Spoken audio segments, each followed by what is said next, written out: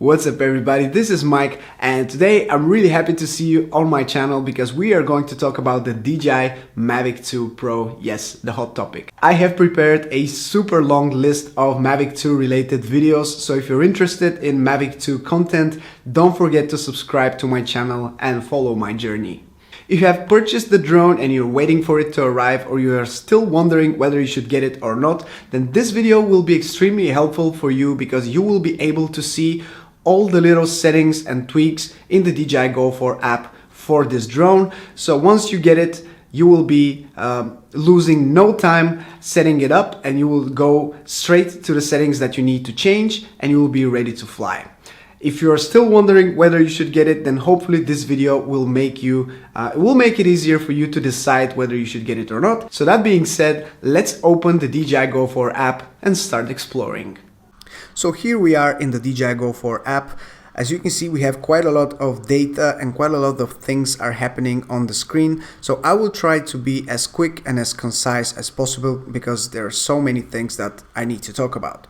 So first, as you can see on the top of the screen, we have the ready to go vision mode, which basically means that we don't have enough satellites connected for a safe GPS flight. Now it says ready to go, but I'm inside, so it will constantly switch between ready to go and GPS mode and this yellow mode that says that it's not safe to fly. So keep in mind that when you're outside and you want to fly, you have to have at least 13-14 satellites to fly safely. That's in my opinion, so I always wait until the GPS signal is strong enough and then I take off.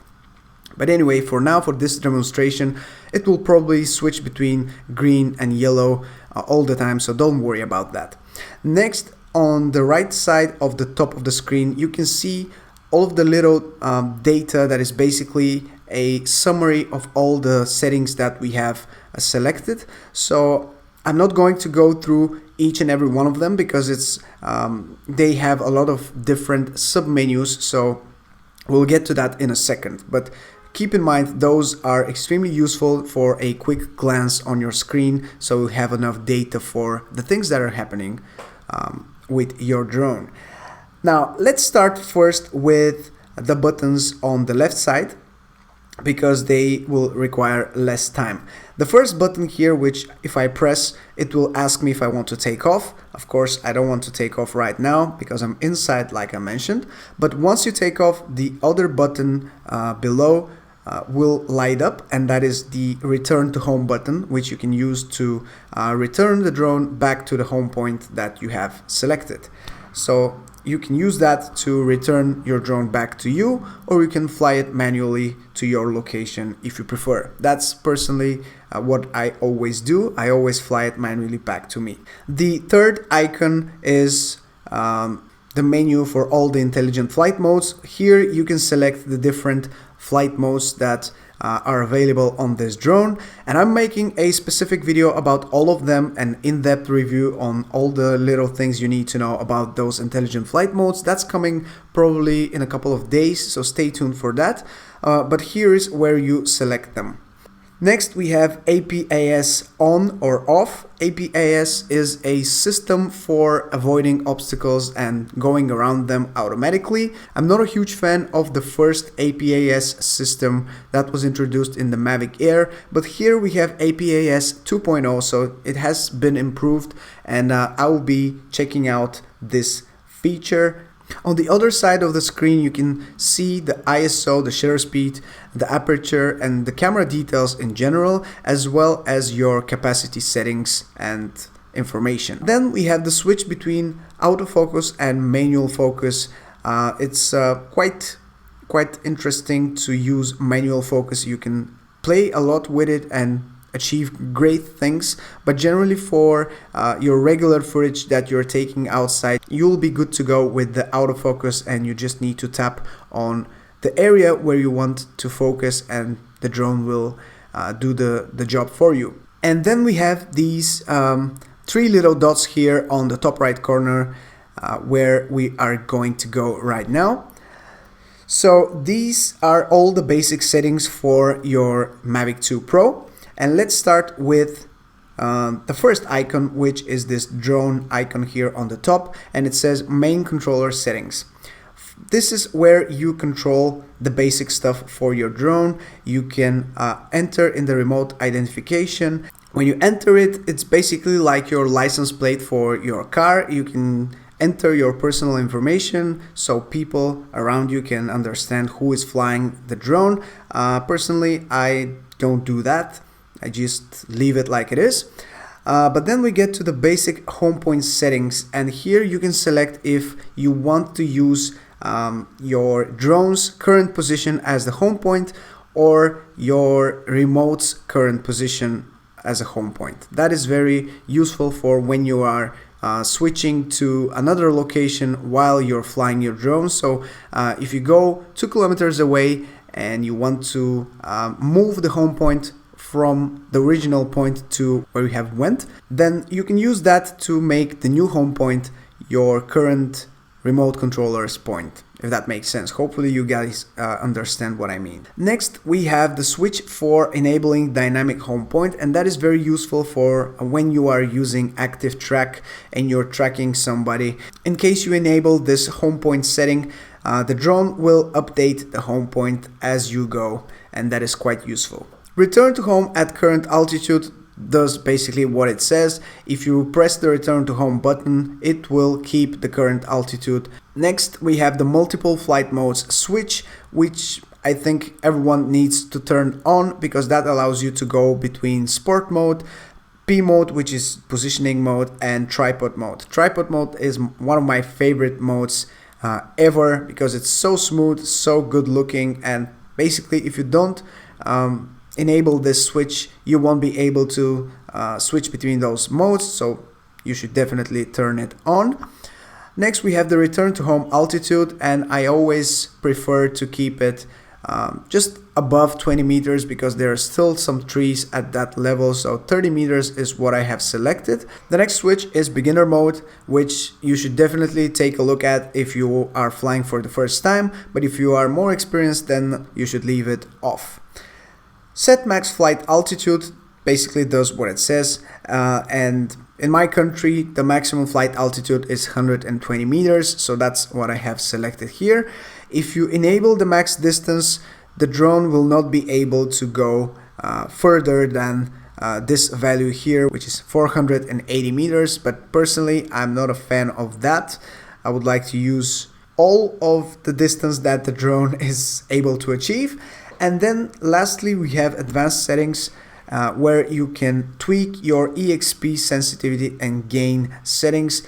This is also a part of a future video that I'm going to be making about the most cinematic settings for this drone. And here is a little sneak peek of where you can actually tweak them and change those values so you can make a buttery smooth movement from the drone every single time that you fly. But yeah, that's it. And here we have the sensors. You can check the status of your IMU and compass. Of course, right now I'm inside, so I have some issues with the compass, but that's fine. Next, you can tweak the cinematic mode settings, which basically slows down the reaction of your sticks, and you can play with those settings from here. And in case your remote controller loses the signal, you have a couple of options what to do. The always number one option is return to home. Don't try to land or just hover because you might lose your drone. So the best thing to do here is select return to home. The next switch is called turn on head LEDs, and that is basically exactly what it says. It turns on the LEDs which are in the front of the drone. And lastly, we have a little diagram on how to stop the propellers from spinning. In case of emergency, you can turn off the drone by doing this procedure here that you can see on the screen. The next tab that we have on the left side here is called the visual navigation settings, and this is pretty self-explanatory. You can pause the video and read this little text here if you want, but basically from here you enable the different sensors and obstacle avoidance sensors. You can enable or disable this radar chart graphic. I personally like to see it because it shows me if I'm close to an obstacle. We also have something that is brand new for this drone, which is the bottom auxiliary lighting, which is basically LED lights on the bottom of the drone, and you can use the auto function, which basically detects if it's dark enough outside, and if it's dark it turns them on. You can go ahead and turn them on or off by default, but I prefer to keep mine in auto. And we have advanced settings for this tab as well. From here you can enable the vision positioning system, which is useful for hovering inside without GPS. So I would advise you to keep that on, but some people report that they turn it off when they're flying above water. Personally, I never turn it off even if I'm flying above water, but that's just me. And here you have the landing protection and the RTH obstacle check switches. You can turn them on or off, but for the safety of your flight, I would definitely leave them on. The third tab is all about the remote controller, and here you can calibrate your remote controller in case there is something wrong with it. You can select your stick mode. I always stick to mode number 2 because that's what I'm used to, but you can change them from here.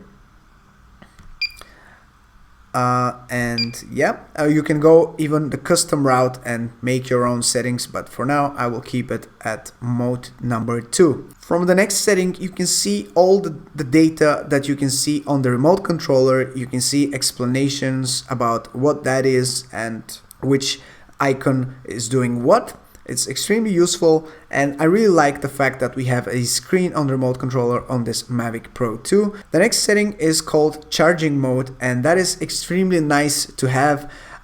For example, when you're flying and you see that you are low on battery, you can use that mode and start charging your phone straight from the remote controller. So basically the remote controller charges your phone, and I really love that. Next we have the button customization, and we have the 2 customizable buttons on the back of the remote controller. I have set mine to camera forward or down, and the other one to advanced camera settings. This is a great way to quickly navigate to a specific place from the menu, but you have different options as well, and let me show them to you. So we have gimbal, follow, or FPV mode. That is not useful if you're not flying with FPV goggles. You have the toggle map or live view. You have battery info, navigation, playback, center autofocus, close tips, bottom auxiliary lighting. That could be useful as well, and not defined if you don't want to use it for anything. So I will keep mine to camera forward down because that's what I use the most, to be honest. And the advanced camera settings is what I use for C2. Next we have the 5D button customization. This is also another really useful feature to have. This button is like a joystick, and you have 4 different positions. We have different things that we can change. We have mattering, focusing, auto exposure lock or unlock, increase EV, decrease EV, increase aperture or decrease aperture. That's actually quite useful, and I'll do that instead because I am using that a lot. Oh, decrease aperture. Yes, so from this button you will actually play with your aperture and EV settings, and it's quite easy because it's always close to your fingers. If you have any problems with the remote controller, here is where you can link your remote controller to your drone. And next, let's go to the HD tab, which is for the image transmission settings. From here you can select the channel. As you can see, you have the choice between 2.4 and 5.8 gigahertz, or you can use the dual channel image transmission system. That's what I have selected. The channel mode is set to auto, but if you go custom, you will be able to switch to a channel by your choice. And on the bottom we can see the status of the current image transmission. We have the downlink bandwidth and we have a transmission quality which currently is 10 megabits per second. Finally, we have a choice between HD mode and normal mode. That is the quality of the image that you're seeing on your phone when you're flying, and I would recommend you to go to HD mode because it makes a big difference. It jumps from 720p to 1080p. Next, we have information about the battery. If you have flown a DJI drone before, you have used this app, you already know. Here you can see the voltage of your battery and the current temperature. We have a critical low battery warning, which is set to 10%. This is when the drone will start landing. And the low battery warning is set to 25%. I personally keep it at around 20%, but for now it's set to 25, so I have time to get back to my home point. The next feature that we have is called Smart Return to Home, and I personally advise you to turn it on because it will let you know if the aircraft only has enough battery to return to home. So in case you are flying further away from your home point and the drone calculates that it doesn't have enough battery to go back, it will let you know, so you'll have enough time to get it back safely to you. Next, we have flight time 0 minutes 0 seconds. This is a brand new battery that I haven't flown yet, so that's why it says 0. You can show the voltage on the main screen. Personally, I don't want to see that. And then finally we have the details, which show that I haven't charged this battery yet. Then we go to the gimbal settings. The gimbal settings here are extremely useful if you are looking to get more cinematic, more smooth footage. The first setting is gimbal mode, which is always in follow mode unless you're flying with FPV goggles. The advanced settings is where you're tweaking your gimbal pitch speed and your gimbal pitch smoothness. I have set mine to 10 and 24 respectively, and you can enable the upward gimbal tilt limit to 30 degrees. And let me show you how much that changes. If you enable it, you are able to go so much more up. As you can see, it goes quite a lot up. And finally, we are here in the general settings where you can set your measurement unit. I have set mine to metric in kilometers per hour because that's what makes the most sense to me. You can live stream and you can select which platform you want to live stream. I haven't tried live streaming directly from my drone, but I might do that sometime in case I'm wondering what to do with my free time. Next, we have the calibrate map coordinates for China mainland. We are not in China, so we leave that off. Cache map in the background is very useful, and I suggest you to leave that on. Unlocking license. To be honest, unlocking license, I'm not really sure what it does, but I don't want to mess anything, so I'll keep it like this. Next, we have the video cache settings, and here you can cache the video while shooting and it goes straight to your phone. I like to have this option on, but I don't like the sound recording, so I keep record audio with video cache to off. The next thing is the maximum video cache capacity, and it's set to 2 gigabytes, which are going to clear automatically if you enable this next setting. Next, we have the device name, which you can rename to whatever you want. You can see the full screen with a double finger or a single finger slide. So if you slide on the screen with 2 fingers, this is what you will see. And if you slide again, you will see the menus and the settings back on the screen. And about shows all of the current versions of the software, of the app, the aircraft, the remote controller, and you can check for update for all of them and just make sure that you are good to go and all updated. And finally, we have the camera settings, which are on the right side of the screen.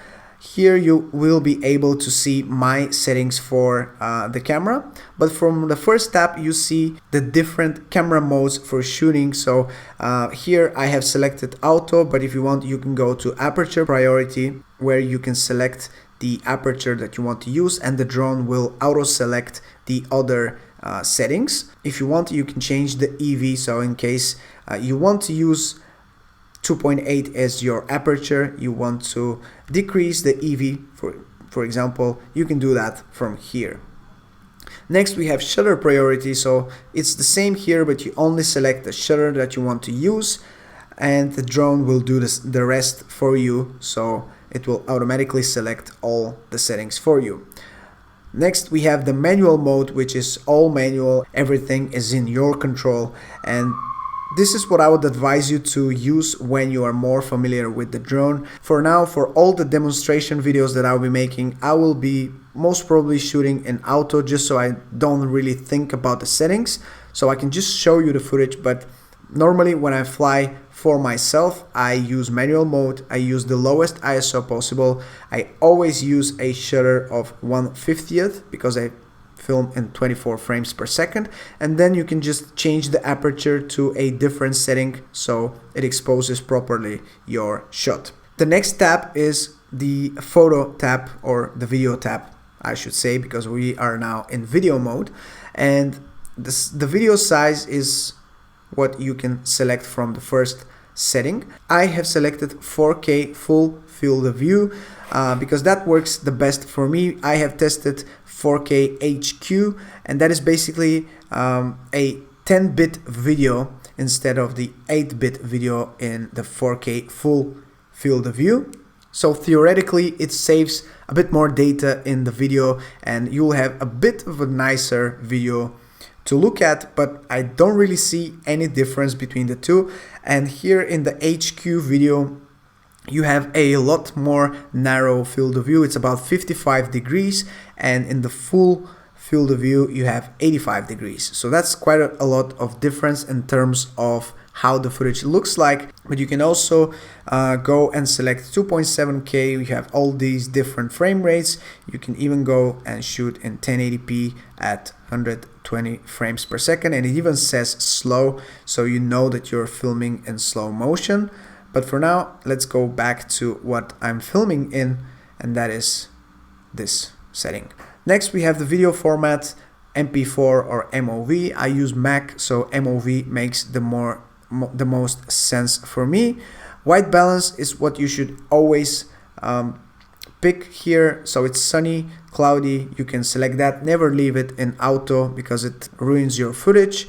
Style, I shoot in standard for now. I might be experimenting in the future, but for now I keep it in standard because it looks very good, to be honest. Color, you have D-Log M, which is extremely washed out, but it preserves all the highlights and the shadows, and it's really nice if you want to color grade your footage afterwards.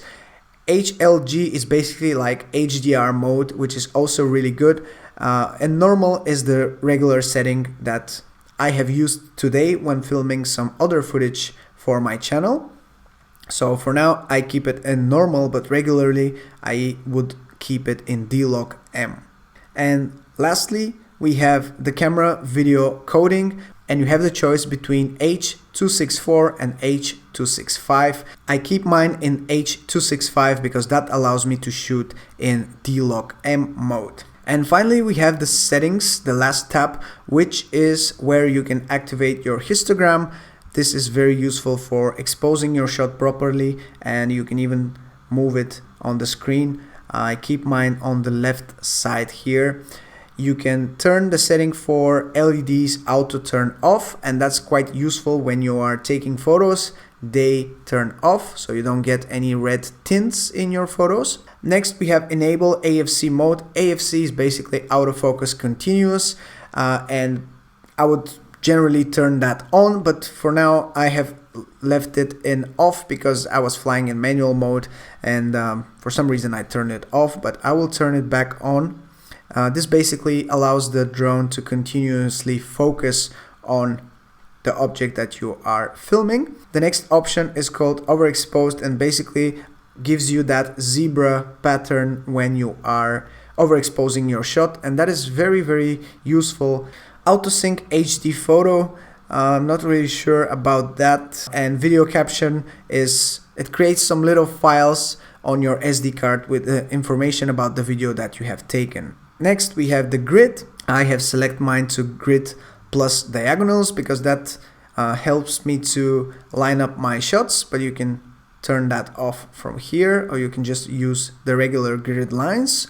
Next we have center points, which if you're using the grid, you can set a center point in the middle, which doesn't really make a lot of sense to me because I see the center, so I prefer to keep that in none.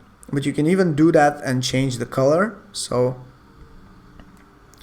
if that might be useful for some of you guys, but I personally don't use it. File index mode is set to continuous. That makes sure that your files will have unique names and never overwrite themselves. Save original panoramic photos and hyperlapse photos. This is where you can turn that on or off.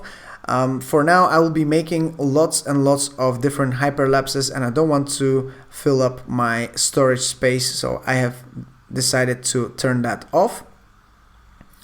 And storage location, you can choose between the internal storage, which is about 8 GB, and your SD card. Also, you can format your SD card and the internal storage from here. You can even reset the camera settings to the regular settings from this button on the bottom. If we switch to photo mode, you will see almost the same things that we have mentioned so far. Just like the video, you can change the settings from here, and from the photos here you can select what type of photo you want to capture. If it's a single shot, HDR shot, hyperlight, which is basically for night shots. You have multiple shots, 3 or 5. You have automatic exposure bracketing, which I love using. I always take 5 different automatic exposure shots. You have time shot, which you have quite a lot of choices to choose from, and we have panoramic shots for your panorama lovers out there. You have 4 different panoramas. You have sphere, 180 degrees, vertical and horizontal panorama. So once you select what kind of photo you want to take, you can choose the image size 16:9 or 3:2. You have the choice for the image format, which could be RAW, JPEG, and JPEG plus RAW. This takes the most amount of time, so I would advise you to choose between RAW and JPEG, but generally if you plan to edit your photos afterwards in Lightroom, you should definitely check RAW. The white balance, we have already covered that. We have the style, which is standard once again, and we have the color, which is normal. And here for the photos, we have the same settings once again, so no need to go over them. And that's pretty much it, guys. I think we have covered all of the different settings in the DJI Go4 app for the Mavic 2 Pro. And there you guys have it. This has been my complete walkthrough of the DJI Go4 app for the Mavic 2 Pro. I really hope you enjoyed this video. Please let me know if you did by giving this video a big thumbs up. Don't forget to subscribe for plenty more Mavic 2 related videos, and I'll catch you guys in my next one. Ciao!